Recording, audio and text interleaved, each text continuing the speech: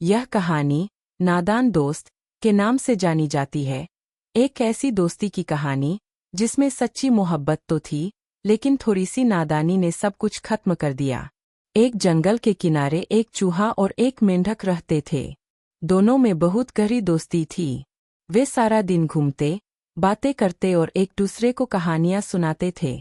लेकिन एक समस्या थी, चूहा जमीन पर रहता था जबकि मेंढक पानी में।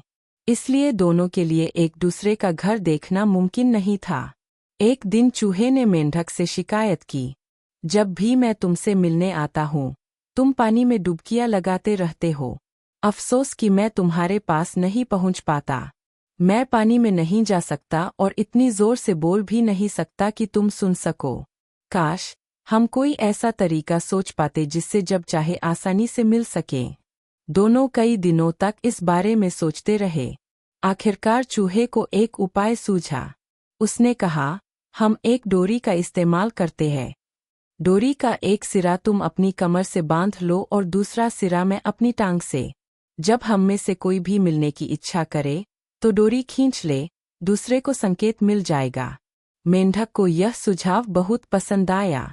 दोनों ने डोरी बांध ली और उसका इस्तेमाल आपस में संपर्क बनाए रखने के लिए करने लगे। कुछ दिनों तक सब कुछ बहुत अच्छा चला। जब भी चूहा मेंढक से मिलना चाहता, वह डोरी खींचता और मेंढक तुरंत समझ जाता कि चूहे ने उसे याद किया है।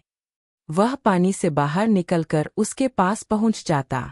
धीरे धीरे उनकी दोस्ती और भी गहरी हो गई। अब उन्हें अलग होने की कोई चिंता नहीं थी। लेकिन एक दिन आसमान में एक कौआ उड़ रहा था। वह बहुत भूखा था और कुछ खाने की तलाश में था। अचानक उसकी नज़र नीचे घूमते हुए चूहे पर पड़ी। कौए ने झपट्टा मारा और चूहे को अपनी चोंच में पकड़ लिया। जैसे ही कौआ ऊपर उड़ा, चूहे की टांग से बंधी डोरी खिंच गई और उसका दूसरा सिरा, जो मेंढक से बंधा था, उसे भी पानी से बाहर खींच लाया। अब मेंढक भी हवा में झूलने लगा। कौआ दोनों को लेकर उड़ गया और कुछ ही पलों में चूहा और मेंढक दोनों की जान चली गई। असल में उनकी सच्ची दोस्ती में समझदारी की कमी थी।